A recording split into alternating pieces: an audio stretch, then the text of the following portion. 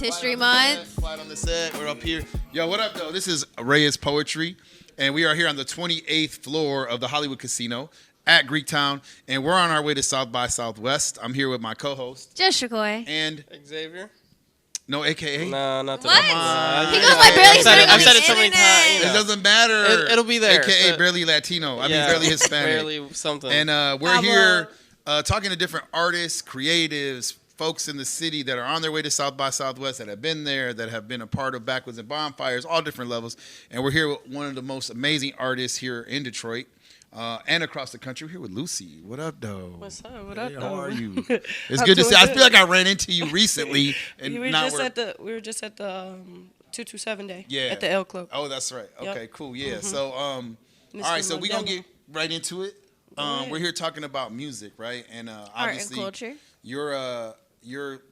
you've been doing a lot of performances, keeping up, right? And I think this is probably like the fourth time maybe I've seen you at South by Southwest. I think, right? Yeah, I think third or fourth. Third or fourth, maybe third. But, No, third. But you move around, so I'm curious to know, like, with your music, what were the influences when you were like coming up to decide to be an artist? Like, where were you pulling from? What were you seeing that kind of gave you that drive to want to be a performer?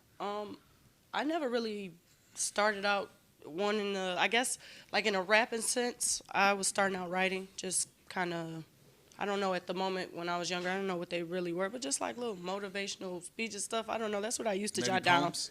Poems, you know, and that's what I used to jot down. But it didn't start as me like wanting to rap until I was hearing beats. Like my sister was playing beats all the time. And then she was playing this beat over and over one time. I'm going downstairs. I'm like, I got something to this. She like, you do? And we kind of, had that sibling thing where you don't really hang out with your older sibling. She's 4 years older than me, so. Okay. But it started there, and then I took it from there, and So just with your sister, kept at it. I'm curious. So like, she's older than you. So was she rapping too? I was in a group called Young Vandals. I was once in a group called Young Vandals. I was on MTV Made for being in, we were like getting made. It was like Renaissance High School was involved. Okay. It was, dealing with D12, Bazaar and them, and, So you've mentioned your sister. How does family influence your music? A lot, because in my music, I really talk about what I go through, who I am, where I'm from. So, of course, family influences everybody, even if you aren't an artist. So, they influence my music a lot. So what was like, when you were younger, what was like being played in your house? Prince, a lot of Prince. Yeah. Just the regulars that you hear, but a lot of Prince. And my mom also had a side where she would play just stuff like Green Day. She was into a lot of music. It was very diverse music we listened to in the house. She listened to, if it was good, Kings of Leon, just anything, just Anita, Aaliyah, Tupac. Yeah. She would just, all the good stuff, all the classics. We noticed that about a lot of the artists that, are not in a box, right? Like their music is not, it can't be just simply categorized with one label. And I think your music is that too. I've noticed like a lot of the artists definitely have a diverse palette coming up. So, so your parents are listening to that. So what were you listening to?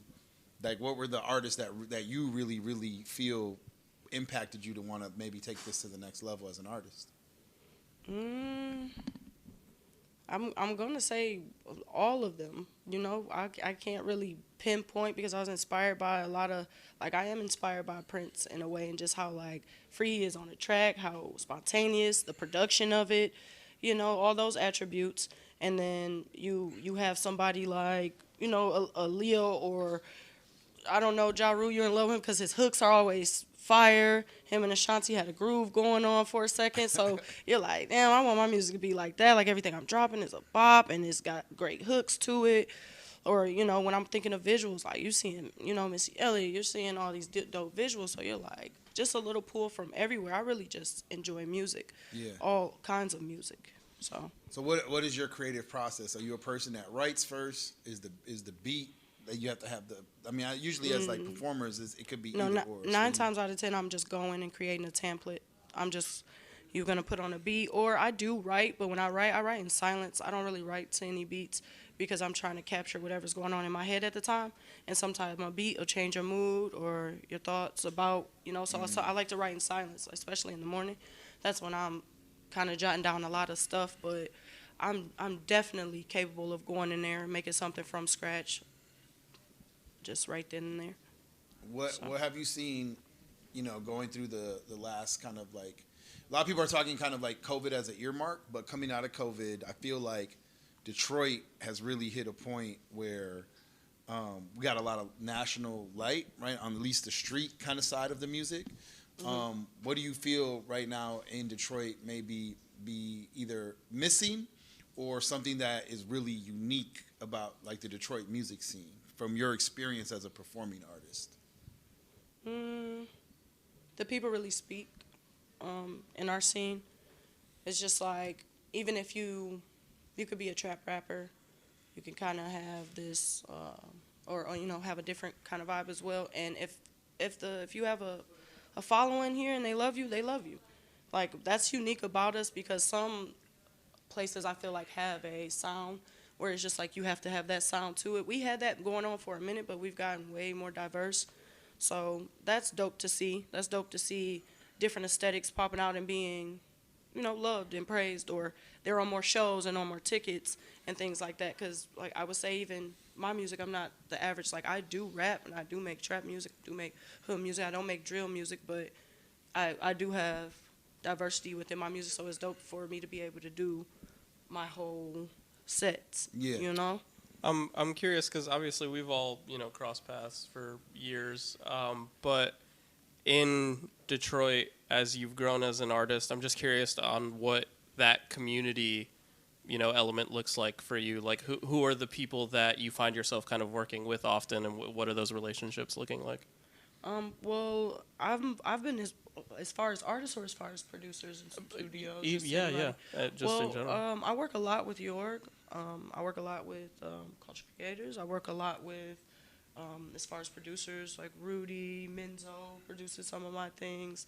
I was working out with Menzo for a second, just creating different music. As far as Broken Blanket Media, that's who handles all my videos. I've really never shot a video outside of Broken Blanket Media with Kurt Norris. So we have a really good relationship and a rhythm going. But I'm looking to expand that, this coming year, to work with different artists and different producers. But home sometimes is home. When someone has a good setting on you and know how to handle you, it's like, okay, yeah.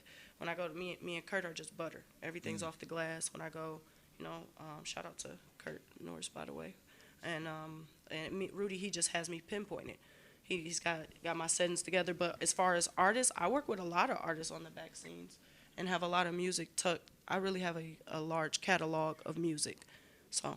Yeah. No, I mean, I think having the core team is always, I think a lot of people that don't have that consistent group of like collaborators, like you can see them trying to like figure it out. So, I think having people you can grow with is always the best, especially as you start to like branch out, because it's like at the end of the day I still got my people. Yeah, no, that's true. We talked a lot with artists and a little bit earlier about breaking boxes and not like fitting within boundaries. As a woman who raps, what can you say, especially music in general is a male dominated, which we've talked about on the show before. How has that, do you think, changed your sound or changed the way that you move, or what was your experience? Just as far as my sound, or you're saying like with it being a male dominant industry? Woman in rap. Rap is Yeah. especially like It's got such a masculine presence to it. Yeah. I mean, really, honestly speaking, you don't have to follow it. It's not it is a life for femininity in rap.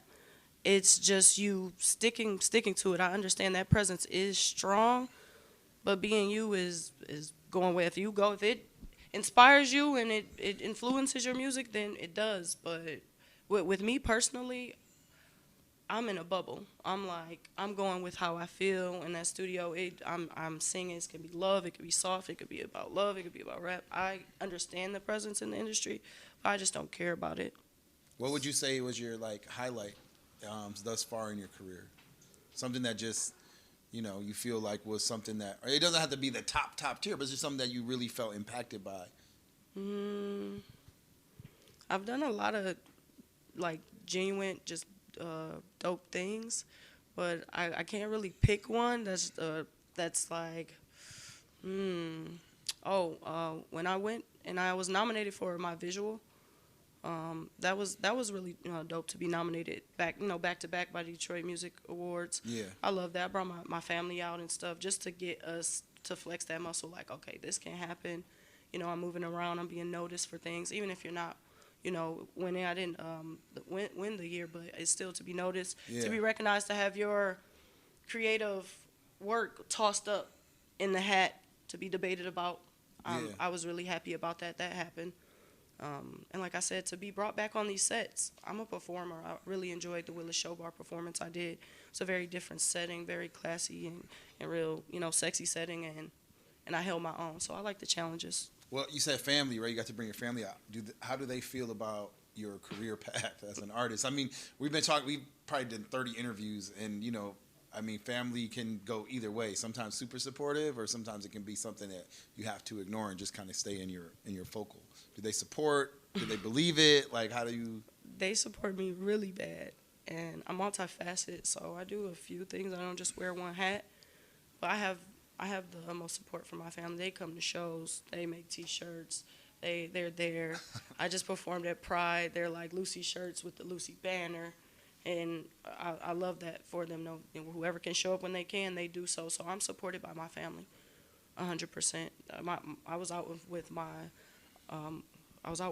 of my aunts, and I ran into her, and she's like telling her friend. I introduced myself to her friend, and she's like, "Oh yeah, I'm like, yeah, well I'm this and da da da," and she was just like, "In the music," and she's like, "Did you tell her about her music?" I was like, "Oh yeah," because she had kind of took me on a path to something else, like, that we were discussing as far as what I do and things like that. So it had went somewhere else.